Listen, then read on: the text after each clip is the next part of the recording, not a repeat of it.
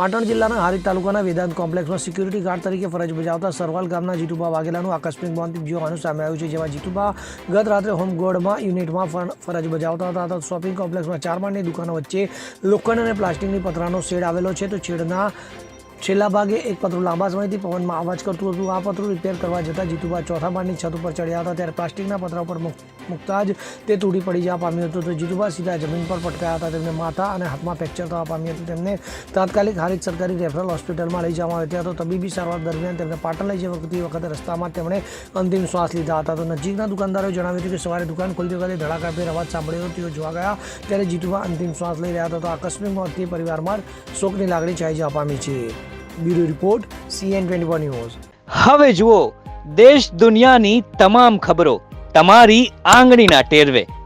ઉઠાવો મોબાઈલ અને Google Play Store પરથી ડાઉનલોડ કરો અમારી CN24 ન્યૂઝ મોબાઈલ એપ.